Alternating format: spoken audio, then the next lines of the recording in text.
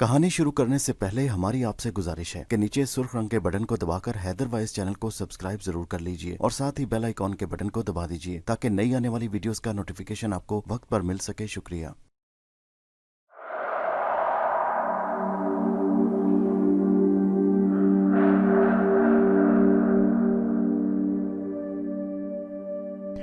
पेशे खिदमत है कहानी हुस्ना और जिन जात का 5वां हिस्सा। रोबान हुस्ना की बात सुनकर हैरान परेशान रह गया। कहने लगा, मेरी और आपकी शादी से मेरी मौत क्यों वाक़या होगी? इस चीज़ का आखिर इस बात से क्या ताल्लुक है? हुस्ना उसकी तरफ गहरी नजरों से देखते हुए बोली, रोबान भाई, मुझे आपकी जिंदगी प्यारी है। रोबान कहने लगा, कुछ पता तो चले, आखिर मेरा और आपकी शादी का इस बात से क्या ताल्लुक है कि मेरी मौत वाक़या हो जाएगी। हुस्ना कहने लगी, रोबान भाई, आपका क्या ख्याल है कि चाचा ने इतनी आसानी से मुझे जायदाद वापस कर दी? रोबान बोला, अब गड़े मुर्दे उखाड़ने से क्या फायदा, जायदाद तो वापस मिल ही चुकी है ना। चाचा को अपने किए पर शर्मिंदगी थी तो उन्होंने आपकी जायदाद वापस कर दी। हुस्ना बोली, नहीं, ऐसी बात नहीं रोबान भाई, उन्हें अपने किए पर कोई शर्मिंदगी नहीं है। तो फिर उन्होंने तुम्हें जायदाद क्यों वापस की थी? वो तो उन्होंने खुद तुम्हें गांव बुलवाया और फिर सब कुछ तुम्हारे नाम कर दिया, तुम्हारे हाथ में दे दिया। हुस्ना कहने लगी, रोबान भाई, अगर मैं ये कहूँ कि इस सारे काम के पीछे एक जादुई अमल है, एक जादुई चक्कर है, तो क्या आप यकीन कर लेंगे? रोबान उसकी बात सुनकर हैरत से उछल पड़ा और बोला, क्या मतलब जादुई अमल? खुलकर बात करो, क्या बात है? जो कुछ है मुझे सच सच बताओ। तो भाई, क्या आप जानते हैं कि हमारे दादा का मकान आसेफ ज़दा है? रोबान उसकी बात सुनकर बोला, नहीं, मैंने तो वहाँ आज तक ऐसी कोई बात महसूस नहीं की। देखो हुस्ना, मेरे साथ पहेलियाँ मत बुझवाओ, मैं इस तरह की बातों पर यकीन नहीं करता। ये बातें मैं कभी मान ही नहीं सकता। अगर तुम मुझसे शादी करने की कोई और वजह है तो मुझे बता दो। तुम मुझसे शादी नहीं करना चाहती, कोई बात नहीं, लेकिन इसके पीछे मुझे तो वजह कुछ और लग रही है। हुस्ना कहने लगी, नहीं रोबान भाई, मेरा यकीन कीजिए। और फिर उसने अपने साथ जरगान जिन के साथ पेश आने वाला पूरा वाकया उनको सुना दिया। वो दिन और आज का दिन, वो जिन मुझे अपनी कैद से आज़ाद होने नहीं देगा। उसने इसी शर्त पर मुझे सारा कुछ वापस दिलवाया और चाचा का भयानक अंजाम भी उसी के बदले था। वरना चाचा खुदकुशी क्यों करते और मेरी जायदाद दौलत मुझे वापस क्यों देते? क्या आप समझ सकते हैं कि चाचा का ज़मीर एकदम जिंदा हो गया? उन्होंने सब कुछ मुझे वापस भी कर दिया और ख़ुद अपनी ज़िंदगी का खात्मा भी कर लिया। अब सारी इस बात के बदले में मुझे उसके साथ शादी करना होगी और फिर वो मुझे वापस अपनी दुनिया में ले जाएगा। रोबान उसकी बात सुनकर हैरानी से बोला, भला एक आदमजात और जिन की शादी कैसे हो सकती है? हुस्ना कहने लगी, यही बात तो मैंने उसे समझाई है रोबान भाई, मगर उसने इसी शर्त पर मेरी मदद की है। और एक और राज की बात, उस जिन को अभी तक उस बस्ती से निकलने की इजाजत नहीं। वो किसी सजा के बिना पर उस बस्ती में कैद किया गया था। लेकिन आप देखें कि उसने बस्ती में मौजूद रहकर चाचा को किस तरह काबू किया। उसे अपने कबीले की जानिब से कोई ऐसी सजा मिली गई है जिसकी वजह से वो बस्ती के हिसार के अंदर कैद रहेगा और एक मखसूस वक्त के बाद वहां से निकल जाएगा। अगर हमने उसके खिलाफ कुछ करने की कोशिश की तो वो आपको नुकसान पहुंचाने की कोशिश कर सकता है। अगर उसे ये मालूम हो गया कि आप मुझसे शादी करना चाहते हैं, मैं तो कहती हूँ कि आप किसी तरीके से उसे हटा दीजिए। उसकी बात सुनने के बाद रोबान के चेहरे पर परेशानी के आसार उमड़ आए। वो सोच में पड़ गया और फिर कहने लगा, क्या तुम्हें अच्छी तरह यकीन है कि उस मकान में वो जिन मौजूद है? रोबान भाई, मेरी बात का यकीन कीजिए, मैं आपसे झूठ नहीं बोल रही। मैंने जितना अरसा उस मकान में गुजारा है, मेरा उससे वास्ता पड़ चुका है। वो जिन मुझ पर बुरी तरह आशिक हो चुका है और उसने मेरे कहने पर ही चाचा को रास्ते से हटाया है। अब अगर आप चाहते हैं कि मैं सही सलामत रहूं और आप मुझसे शादी करना चाहते हैं तो आपको उस जिन को रास्ते से हटाना होगा। रोबान उसकी बात सुनकर बोला, रास्ते से हटाना? मगर ऐसा कैसे हो सकता है? हुस्ना कहने लगी, रोबान भाई, ये तो आपने सोचना है कि आप उसे रास्ते से कैसे हटाते हैं। और खबरदार, मेरी माँ को इस बारे में बिल्कुल कुछ नहीं बताइएगा। वो जिन के बारे में कुछ नहीं जानती। वो तो ये समझती हैं कि चाचा को अल्लाह ताला की तरफ से हिदायत मिली और ये सब कुछ हो गया। आपने जो कुछ करना है खामोशी से करना है। क्या आप किसी ऐसे आमिल को जानते हैं जो जिन्नात को काबू करना जानता हो? मैंने कहा, मैं जानता तो नहीं, मगर ऐसे आदमी को ढूंढा तो जा सकता है। ठीक है रोबान भाई, किसी ऐसे आदमी को जरूर ढूंढिए जिन को जो काबू में कर ले। मगर मैं एक बात आपको बता दूं, वो बहुत ताकतवर जिन है और बहुत शरीर और अक्खड़ भी है। अभी उसका जोर यहाँ तक नहीं। अगर वो बस्ती से आज़ाद हो गया तो फिर आज़ाद होते ही मेरी वादा खिलाफी की मुझे भरपूर सजा देगा, मुझे अपनी दुनिया में ले जाएगा। अगर आप मेरी साथ शादी करना चाहते हैं तो फौरन उस जिन को रास्ते से हटा दीजिए। रोबान उसकी बात सुनकर गहरी सांस लेते हुए बोला, मुझे कुछ वक्त दो, मैं किसी ऐसे आमिल को तलाश करता हूँ जो इस जिन को काबू करना जानता हो। रोबान ये कहकर वहां से उठा, उसकी तरफ प्यार भरी नजरों से देखा और फिर वहां से चला गया। मैं दिल ही दिल में मुस्कुरा दी, तो अब मैं रोबान साहब को भी इस्तेमाल करूंगी। अब जिन या रोबान दोनों में से किसी एक से तो जान छूटेगी। अगर जरगान जिन से जान छूट जाए तो ज्यादा बेहतर है, मगर रोबान ने तो हमारी बहुत मदद की है। फिर दिल में एक सोच आई कि अगर मदद की है तो क्या हुआ, ये सब कुछ तो हमारा ही था। और मैं इस बात पर मुतमईन थी। इधर रोबान बेचारा परेशान परेशान इस सोच में पड़ गया कि उस जिन से छुटकारा हासिल करके हुस्ना को कैसे हासिल किया जाए। वो परेशान परेशान अपने गांव पहुंचा तो उसने उस मकान को खोल कर देखा। उसने काफ़ी अरसे से इस मकान को देखा था, आज तक उसे तो यहाँ कोई इस तरह की बात महसूस नहीं हुई थी। मकान पहले की तरह वीरान और उदास खड़ा था। वो सहन में दाखिल हुआ, उसने इधर उधर नजरें घुमाई। चारों तरफ वीरानी और खामोशी थी। उसने अंधेरे से दोनों कमरों के दरवाजे खोल कर देखे और फिर दरवाजे बंद कर दिए। काफ़ी देर वो वहीं खड़ा सोचता रहा, मगर उसे तो कोई ऐसी चीज़ नजर न आई। फिर सर झटक अपने घर चला गया। सारी रात इसी उधेड़ बुन में सोचता रहा। मैं जरगान जिन हूँ। हुस्ना के जाने के बाद ये मकान एक बार फिर उदास और वीरान हो गया है। वो ऐसी बेवफा है कि उसने पलटकर मेरी खबर नहीं ली। वो अच्छी तरह जानती है कि मैं यहाँ से बाहर नहीं निकल सकता। मैं एक मखसूस मुद्दत तक के लिए कैद में हूँ, लेकिन कम से कम उसे मुझसे मुलाकात तो करनी चाहिए थी। मगर शायद वो ये जानती नहीं कि मैं कितना ताकतवर जिन हूँ। मैं कोई आम जिन नहीं, मैं शहंशाह जिन्नात का बेटा हूँ और अपने बाप के किए गए एक फ़ैसले के मुताबिक यहाँ सज़ा भुगत रखा हूँ। अगर उसे मेरी ताकत का अंदाज़ा हो जाए तो वो मुझे धोखा देने से पहले 1000 मरतबा सोचेगी। मुझे अंदाज़ा नहीं था कि आदमजाद इतने बेवफा होते हैं। मतलब और काम निकल जाने के बाद दूसरों को भूल जाते हैं। ये खुदगर्जी और लालच की इंतहा। मैं दिल ही दिल में खुद पर अफसोस करने लगा, मगर क्या करता, दिल के हाथों मजबूर था, इसलिए उसकी मदद की। उधर रोबान बेचारा किसी आमिल की तलाश में मारा मारा फिर रहा था। वो हुस्ना से बेइंतहा मोहब्बत करता था और उसे हर कीमत पर हासिल करना चाहता था। वो किसी कीमत पर उसे खोना नहीं चाहता था। अब वो ये भी जानता था कि हुस्ना तमाम जायदाद की मालिक बन चुकी है। ये भी उसके जहन में बात थी। मुख्तलिफ लोगों के पूछने बचाने पर उसे एक गाँव में एक आमिल साहब का पता चला। लोगों से पूछता हुआ वो आमिल साहब के घर तक पहुंच गया। आमिल साहब की उम्र कुछ ज्यादा नहीं थी, बारिश आदमी थे। ये लोग नमाजी परहेजगार थे। आमिल साहब ने रोबान को बैठक में बिठाया और वहां बैठकर रोबान ने पूरी की पूरी तफसील और पूरा वाकया उनको सुना दिया। लेकिन साथ ही वो हुस्ना के चाचा का जिक्र गोल कर गया। उसने मुख्तसरन बताया कि इस तरह एक मकान में एक जिन है जो उसके मामू की बेटी पर बुरी तरह आशिक है और उसे धमकी दे चुका है कि वो उसे किसी और से शादी नहीं करने देगा, बल्कि अपने साथ ले जाएगा अपनी दुनिया में। आमिल साहब कहने लगे कि मैं मौका देखे बगैर कुछ कह नहीं सकता, इस बारे में कोई बात की नहीं जा सकती। मुझे उस मकान में ले चलो, मैं चलकर वहां देखता हूँ। क्या आप लड़की से मुलाकात करना चाहेंगे? रोबान ने पूछा। आमिल साहब कहने लगे, लड़की से पूछने की या कुछ से मुलाकात करने की अभी ज़रूरत नहीं, क्योंकि वो लड़की पर काबिज नहीं है। उसने लड़की को महज धमकी दी है। हमें उस जिन का ठिकाना देखना पड़ेगा और उस जिन की ताकत का अंदाज़ा लगाना पड़ेगा, आमिल साहब ने कहा। फिर उन्होंने रोबान से कहा कि अब हमें तुम्हारे गांव चलना है, तो रोबान उन्हें लेकर अपने गांव की तरफ चल पड़ा। मकान खोलकर उन्होंने आमिल साहब को दिखाया। आमिल साहब मकान में दाखिल हुए तो उन्हें मकान के अंदर एक अजीब सी कैफियत का एहसास हुआ। वो दरवाजे की ड्योढ़ी में ऐसे खड़े हो गए जैसे अदन कदम बढ़ाते हुए उन्हें कुछ खौफ महसूस हो रहा हो। कुछ देर वो गौर से सहन को देखते रहे। रोबान उनके पीछे खड़ा था। कहने लगा, आमिल साहब क्या बात है? आमिल साहब ने हाथ के इशारे से उसे खामोश रहने का कहा। रोबान ने महसूस किया कि आमिल साहब मुंह ही मुंह में कुछ पढ़ रहे थे और बड़े गौर से सहन को देख रहे थे। रोबान बज़ाहिर तो खामोश खड़ा था, मगर वो दिल में सोच रहा था कि पता नहीं आमिल साहब इस काम में पूरे भी उतर सकते हैं या नहीं। कहीं ऐसा ना हो कि लेने के देने पड़ जाएं। जिन को निकालते निकालते कहीं आमिल साहब का तिया पांचा ना हो जाए। आमिल साहब गौर से कमरों की तरफ देखते रहे। फिर उनकी नजरें अंदर कमरों के दरवाजों पर पड़ गई। उन्होंने पूछा, कमरे में क्या है? रोबान ने उन्हें बताया कि अब तो कमरों में कुछ नहीं, दोनों कमरे बिल्कुल खाली पड़े हैं। यहाँ पर मेरे मामू की बेटी और उनकी वालदा और छोटी बहन रिहाइश पजीर थे, लेकिन अब वो छोड़कर जा चुके हैं। वो चंद महीने यहाँ रहे, आर्जी तौर पर आए थे, फिर चले गए। इस दौरान वो जिन उस लड़की पर आशिक हो गया। मौलवी साहब ने कहा, चलो भाई बिस्मिल्लाह करके दायां कदम अंदर रखो। फिर आहिस्ता आहिस्ता कदम बढ़ाते अंदर सहन में दाखिल हुए और फिर अंदरूनी कमरों के दरवाजों की तरफ बढ़े। वो सहन में ठिठक कर रुक गए।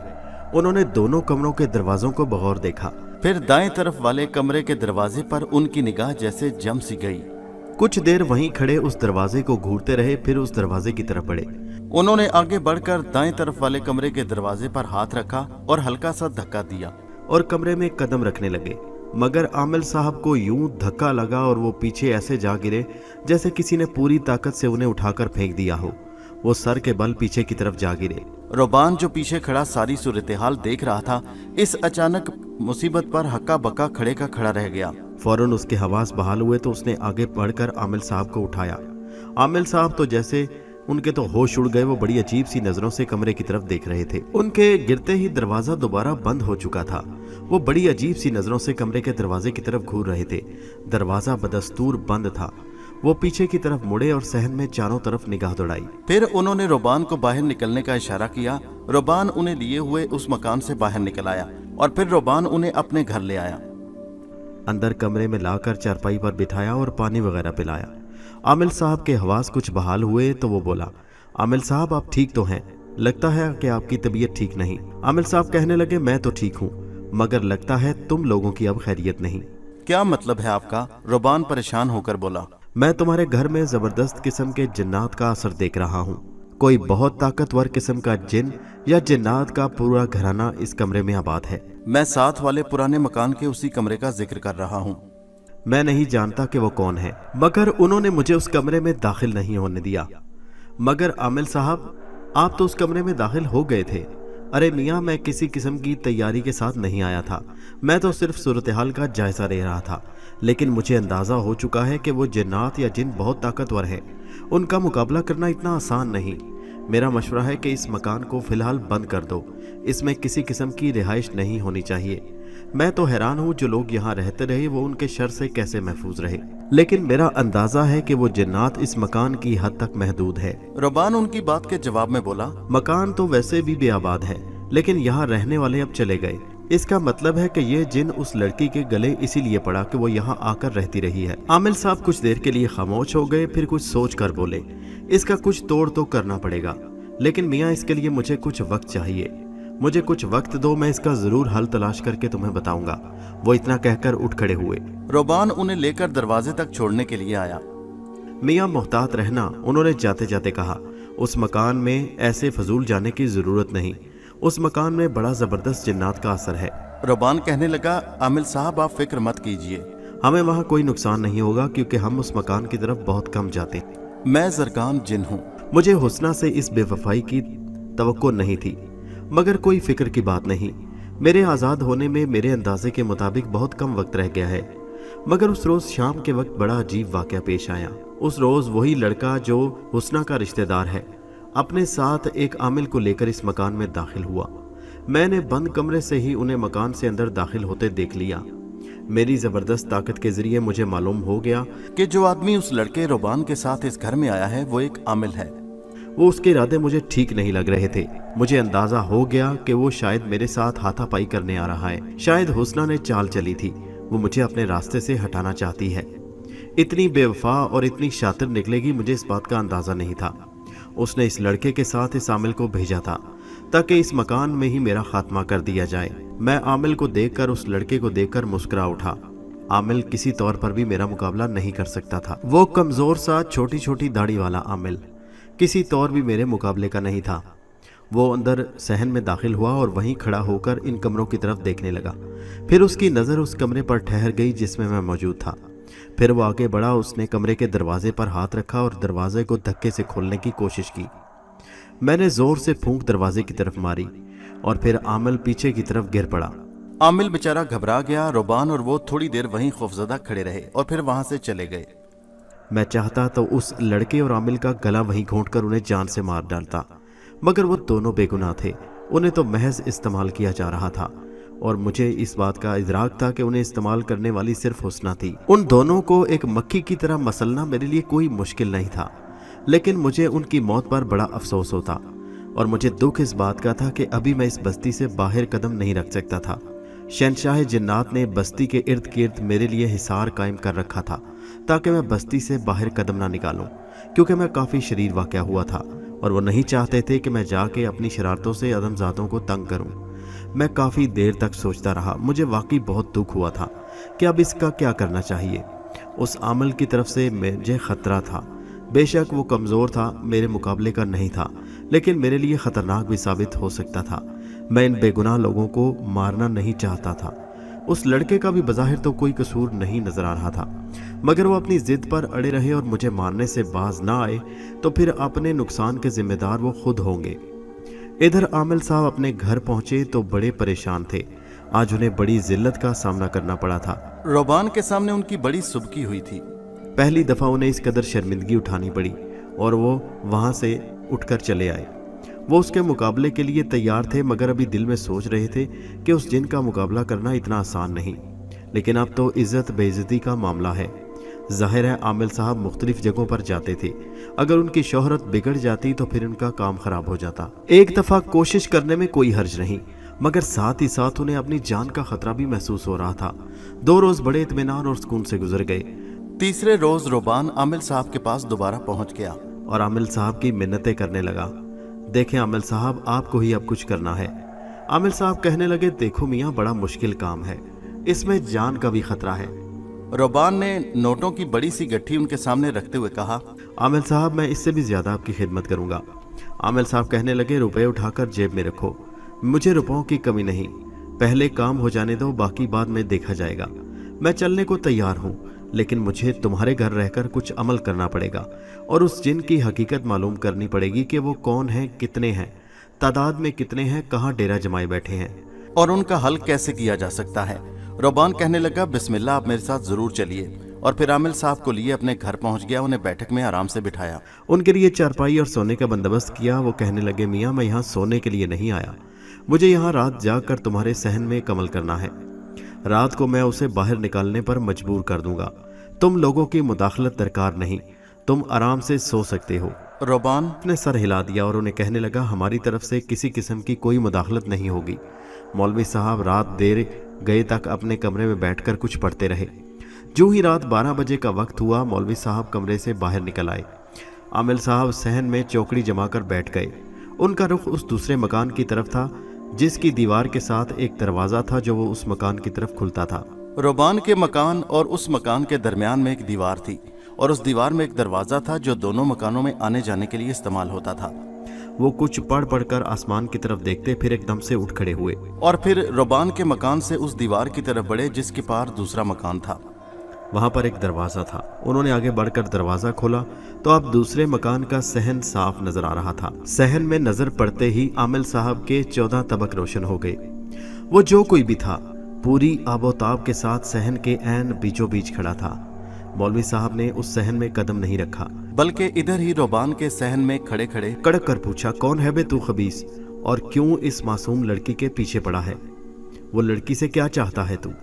जवाब में वो खामोश रहा तो आमिल साहब ने दोबारा गरजदार आवाज में पूछा, मेरी बात का जवाब दे, कौन है तू? जवाब आया, आमिल साहब, आपके लिए बेहतर यही है कि आप रास्ते से हट जाएं, आप मेरा कुछ नहीं बिगाड़ सकते।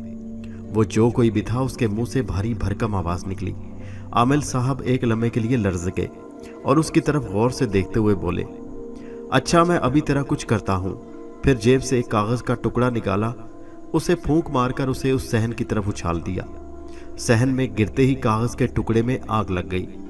कागज का हाल देखकर मौलवी साहब के चेहरे पर एक लम्हे के लिए परेशानी के आसार उमड़ आए। इससे पहले कि आमिल साहब कुछ और करते, वो आमिल की तरफ बढ़ने लगा। आमिल साहब पीछे कदम उठाने लगे, मगर उन्हें ऐसा महसूस हुआ जैसे उनके कदम जमीन ने जकड़ लिए हों और वह जमीन से चिपक गए हों। वो जो कोई भी था वो धीरे धीरे चलता हुआ आमिल साहब के पास आया। आमिल साहब बड़ी अजीब सी नज़रों से उसे देख रहे थे। हैरत अंगेज तौर पर उसका पूरा जिस्म वाज़े नजर आ रहा था, मगर उसका चेहरा गहरे सफ़ेद धुएं में छुपा हुआ था। चेहरा उसका बिल्कुल वाज़े नहीं था। आमिल साहब, मैं आपसे बड़ी प्यार और मोहब्बत से कहता हूँ कि आप हमारे रास्ते से हट जाइए। आप हमारा बाल भी बेकार नहीं कर सकते, आप हमारा कुछ नहीं बिगाड़ सकते। आज तो मैं आपको छोड़ता हूँ, मगर आइंदा मेरे रास्ते में आने की कोशिश की तो आपकी ज़िंदगी की ज़मानत कोई नहीं देगा। उस आने वाले ने कहा और फिर वो वापस मुड़ गया। उसका चेहरा बदस्तूर धुएं के गहरे बादलों में गुम था।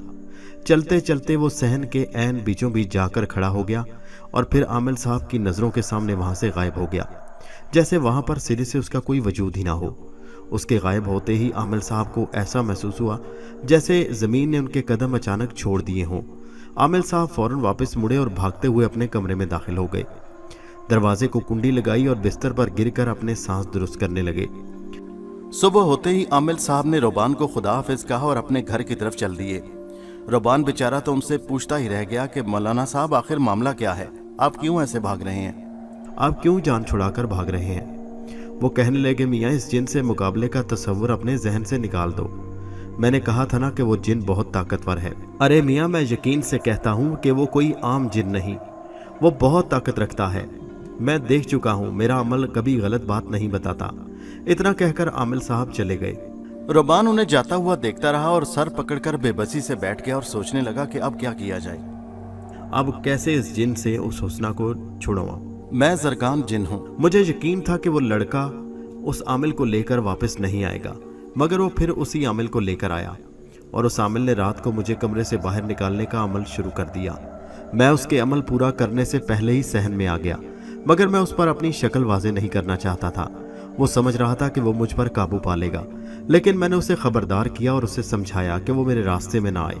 ایسا نہ ہو کہ وہ بے گناہ مارا جائے، اور میں نہیں چاہتا تھا کہ کوئی بے قصور آدمی مجھ سے مارا جائے۔ میں پہلے ہی حسنہ کی خاطر ایک بے گناہ انسان کو مار چکا تھا، جس کی ہو سکتا ہے مجھے سزا بھگتنی پڑ جائے۔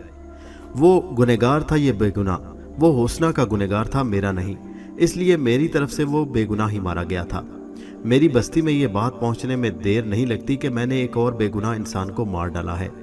عامل تو بیچارہ بھاگ گیا، مگر وہ لڑکا بھی مجھے نظر نہیں آیا۔ مجھے اسے مکان میں قید کئی روز گزر گئے، جب اس رات کے وقت اچانک مجھے مکان میں ایک مخصوص آواز آئی۔ یہ آواز میری بستی کی طرف سے بھجوائی گئی تھی۔ میں فوراً دوڑتا ہوا کمرے سے باہر نکلا تو یہ دیکھ کر حیران رہ گیا کہ شہنشاہ جنات کا خاص آدمی نازف سامنے صحن میں کھڑا تھا۔ کہنے لگا، یزارصف تیری سزا ختم ہونے میں کچھ وقت باقی ہے، مگر شہنشاہ جنات کی طرف سے حکم ہے کہ تو یہاں انسانوں کو نقصان پہنچا رہا ہے۔ تو جانتا ہے اتنی بڑی سزا ہے، تجھے بستی سے واپسی کا بلاوا آیا ہے۔ تیری سزا شہنشاہ جنات نے وقت سے پہلے ختم کر دی ہے۔ وہ نہیں چاہتے کہ تو اب اور یہاں ٹھہرے اور فساد یہاں پھیلائے۔ میں اس کی بات سن کر بڑا خوش ہوا۔ وہ کہنے لگا، میں تمہیں لینے آیا ہوں، چلو میرے ساتھ۔ میں نے کہا، نازف رکو، مجھے کچھ وقت کی مہلت چاہیے۔ میں وعدہ کرتا ہوں میں کسی انسان کو اور نقصان نہیں پہنچاؤں گا۔ شہنشاہ جنات سے بولو مجھے کچھ وقت چاہیے، میں انسانوں کی بستی، اس بستیوں سے باہر نکل کر دیکھنا چاہتا ہوں۔ میں جانتا ہوں اس بستیوں سے باہر اور کئی بستیاں ہیں، میرا دل چاہتا ہے کہ میں انہیں دیکھوں۔ میں کتنے سالوں سے اس بستی میں قید ہوں اور یہ دیکھ دیکھ کر میں تنگ آ چکا ہوں۔ مجھے ہمیشہ کے لیے واپس اپنی دنیا میں ہی آنا ہے۔ مجھے صرف شہنشاہ جنات سے تھوڑے وقت کی اجازت دے دو۔ نازف میری بات سن کر خاموش ہو گیا۔ کچھ دیر سوچنے کے بعد بولا، ٹھیک ہے، مگر جب تک شہنشاہ کی اجازت نہ ہو تم اس مکان سے نہیں نکل سکتے۔ میں کل دوبارہ تمہیں آ کر بتاؤں گا، اگر ان کا جو حکم ہوا پھر تمہیں اس پر عمل کرنا ہوگا۔ نازف یہ کہہ کر چلا گیا، مگر میرا خوشی کا کوئی ٹھکانہ نہیں تھا۔ میری سزا ختم ہو چکی تھی۔ اب اگر شہنشاہ جنات مجھے تھوڑے وقت کی اور مہلت دے دیتے تو پھر مجھے اتنا وقت مل جاتا کہ میں حسنہ کے کچھ کر سکتا، کیونکہ جس طرح سے اس نے مجھے دھوکہ دیا تھا میرے اندر جیسے انگارے چل رہے تھے۔ میں چاہتا تھا کہ میں اس بے وفائی اور دھوکے کی دیوی کو ایسا سبق دوں کہ وہ ساری زندگی یاد رکھے۔ دوستو یہ کہانی جاری ہے، اس کا اگلا حصہ نیکسٹ ویڈیو میں ملاحظہ کیجیے اور ہمارے چینل حیدر وائس کو سبسکرائب کیجیے اور نیچے کمنٹ میں ضرور بتائیے کہ کہانی آپ کو کیسی لگی۔ شکریہ۔